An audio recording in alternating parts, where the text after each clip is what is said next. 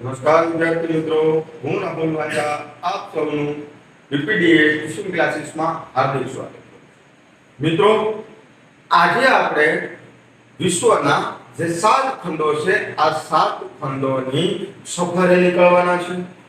તો 7 ખંડોનો સૌથી મોટો એક ખંડ એટલે કે એશિયા ખંડ. એશિયા ખંડ વિશે આપણે પરીક્ષા રિલેટેડ સંપૂર્ણ અભ્યાસ કરવાનો.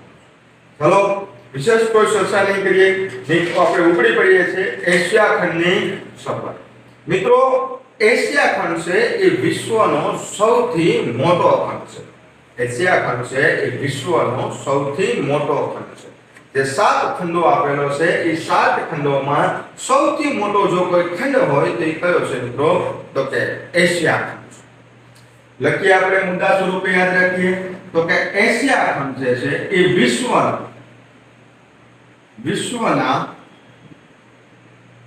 7 ખંડોમાંનો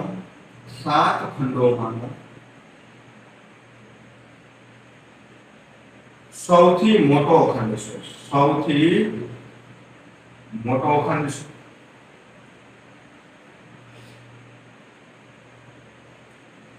સૌથી મોટો ખંડ છે. વિશ્વમાં 7 ખંડો છે. આ 7 ખંડોમાંથી સૌથી મોટો કઈ ખંડ હોય તે કયો છે? તો એશિયા ખંડ છે. મોટો એટલે કેવી રીતે મોટો છે? તો મિત્રો, એશિયા ખંડ છે એ જે ભારતની અને વિશ્વની જે જમીન છે 29% જમીન, આ 29% જમીનના ત્રીજા ભાગની જગ્યા રોકતો કોઈ ખંડ હોય તો એ કયો છે મિત્રો? તો કે એશિયા ખંડ. વિશ્વની જમીન વિસ્તારનો ત્રીજા નંબરનો ભાગ રોકતો કોઈ ખંડ હોય તો એ કયો છે મિત્રો? તો કે એશિયા ખંડ છે. યાદ રાખવાનું છે, કુલ જમીનની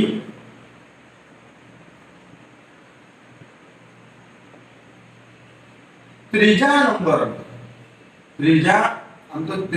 ભાગ વિસ્તાર રોકે છે.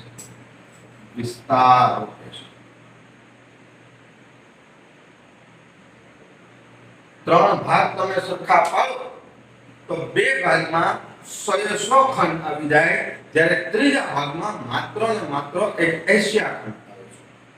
તો એશિયા ખંડ જે છે એ વસ્તી અને વિસ્તાર બંનેની દ્રષ્ટિએ વિશ્વનો સૌથી મોટો ખંડ છે. તમને પરીક્ષામાં પૂછાય કે ભાઈ વિસ્તારની દ્રષ્ટિએ સૌથી મોટો ખંડ કયો છે? તો એ એશિયા ખંડ આવશે. જો વિસ્તારની દ્રષ્ટિએ પૂછાય કે વિસ્તારની દ્રષ્ટિએ તો પણ એશિયા ખંડ, વસ્તીની દ્રષ્ટિએ પૂછાય તો પણ એશિયા ખંડ. એટલે વિસ્તાર અને વસ્તી બંને દ્રષ્ટિએ આપણે જોઈએ તો એશિયા ખંડ છે એ સૌથી મોટો ખંડ છે. લખીએ એ પણ આપણે મુદ્દામાં યાદ રાખીએ તો કે વસ્તી અને વિસ્તાર બંને દ્રષ્ટિએ એશિયા ખંડ પ્રથમ નંબર પર છે.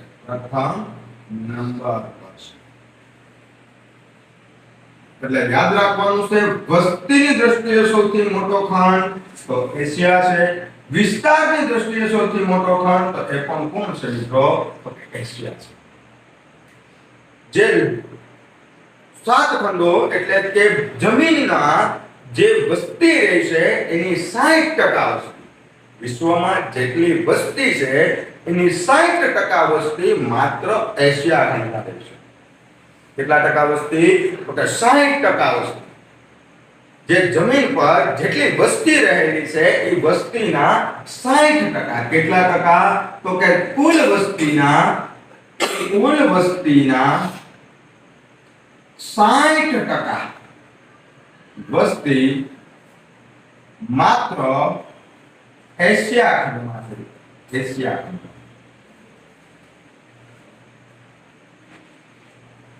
કેટલા ટકા મિત્રો? તો કે 60% વસ્તી માત્ર ને માત્ર એશિયા ખંડમાં રહે છે.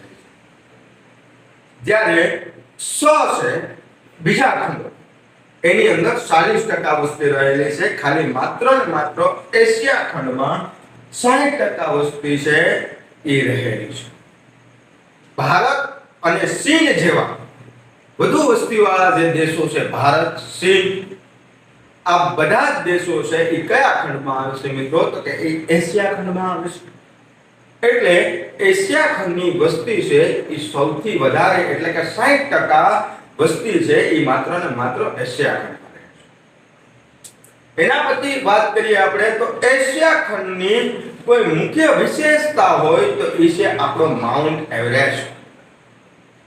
સૌથી ઊંચો, વિશ્વનો સૌથી ઊંચો પર્વત એટલે કે માઉન્ટ એવરેસ્ટ મિત્રો એશિયા ખંડમાં આવેલું છે. યાદ રાખવાનું છે, વિશ્વનો સૌથી ઊંચો પર્વત, વિશ્વનો સૌથી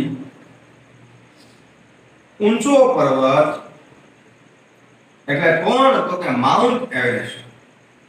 માઉન્ટ એવરેસ્ટ. માઉન્ટ એવરેસ્ટ જે છે એ વિશ્વનો સૌથી ઊંચો પર્વત, સૌથી ઊંચો પર્વત છે જે કયા ખંડમાં આવેલો છે? કે જે એશિયા ખંડમાં આવેલો છે. કયા ખંડમાં આવેલો છે? તો કે એશિયા ખંડમાં. યાદ રાખીએ આપણે કે માઉન્ટ એવરેસ્ટ ની ઊંચાઈ કેટલી છે? તો માઉન્ટ એવરેસ્ટ ની ઊંચાઈ માઉન્ટ એવરેસ્ટ ની ઊંચાઈ 8848.86 મીટર. માઉન્ટ એવરેસ્ટ ની ઊંચાઈ છે 8848.86 મીટર ઊંચાઈ ધરાવે છે. આ વિશ્વનો સૌથી ઊંચો પર્વત છે. અને વિશ્વનો સૌથી ઊંચો પર્વત જે છે એ કયા ખંડમાં આવેલો છે? તો કે એશિયા ખંડ. ત્યાર પછી તો કે જે કઈ ધર્મો છે, બૌદ્ધ ધર્મ છે, હિન્દુ ધર્મ છે, જૈન ધર્મ છે, ઇસ્લામ ધર્મ છે, આ બધા જ ધર્મો જો કોઈ મૂળ ઉત્પન્ન કરતા દેશ હોય તો એ મિત્રો એશિયા ખંડમાંથી જન્મેલો છે. કયા ખંડમાંથી જન્મેલો છે? તો કે એશિયા ખંડમાંથી જન્મ થયેલો છે. તો યાદ રાખવાનું છે તો કે ધર્મ જે છે હિન્દુ ધર્મ છે, જૈન ધર્મ છે, બૌદ્ધ ધર્મ છે, ખ્રિસ્તી ધર્મ છે, ઇસ્લામ ધર્મ છે. આ બધાનું જન્મ સ્થળ, આ બધાનું જન્મ એટલે કે ઉત્પન્ન કયા ખંડમાં થયેલો છે? તો કે એશિયા ખંડમાંથી થયેલો છે. કયા ખંડમાં થયેલો છે? એશિયા ખંડમાંથી થયેલો છે. એશિયા ખંડમાંથી આ બધાનો જન્મ થયેલો છે. મિત્રો આ જે છે એ એશિયા ખંડની પરીક્ષા રિલેટેડ માહિતી આપવામાં આવેલી છે. તમારી પરીક્ષામાંથી એશિયા ખંડમાં આવા પ્રશ્નો પૂછાઈ શકે છે. કયા પ્રશ્નો પૂછાય છે? કે એશિયા ખંડ છે એ વિશ્વનો 7 ખંડોમાંથી સૌથી મોટો ખંડ છે. કેટલા ભાગમાં એશિયા ખંડ રહેલો છે? તો કે ત્રીજા ભાગમાં. વિશ્વની કુલ વસ્તીના ત્રીજા ભાગની વિસ્તાર હોય છે. એટલે વિસ્તાર અને વસ્તી બંને દ્રષ્ટિએ આપણે જોઈએ તો એશિયા ખંડ છે એ સૌથી મોટો ખંડ છે. વિશ્વની 60% વસ્તી જે છે એ માત્ર ને માત્ર એશિયા ખંડ રોકે છે. એના પછી આપણે જોઈએ તો વિશ્વનો સૌથી ઊંચો પર્વત એટલે કે માઉન્ટ એવરેસ્ટ છે. આ માઉન્ટ એવરેસ્ટ 8848.86 મીટર ઊંચાઈ ધરાવે છે. એ પણ ક્યાં આવેલું છે મિત્રો? તો કે એશિયા ખંડમાં આવેલું છે. બધા જ ધર્મો છે, જૈન ધર્મ છે, બૌદ્ધ ધર્મ છે, હિન્દુ ધર્મ છે, ખ્રિસ્તી ધર્મ છે, ઇસ્લામ ધર્મ છે.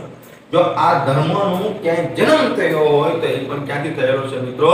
તો કે એશિયા ખંડમાંથી થયેલો છે. તો એશિયા ખંડની વાત આપણે પૂર્ણ કરેલી છે. આ તમારી પરીક્ષા રિલેટેડ ખૂબ જ ઉપયોગી માહિતી છે. મળીએ આવતા લેક્ચરમાં અને બીજા ખંડની વાત કરશું, એટલે કે બીજા નંબરનો જે ખંડ છે એ છે દક્ષિણ આફ્રિકા. અને દક્ષિણ આફ્રિકાની આપણે આવતા લેક્ચરમાં વિશેષ ચર્ચા કરશું. ત્યાં સુધી મને રજા આપો. જય હિન્દ, જય ભારત, ભારત માતા કી જય.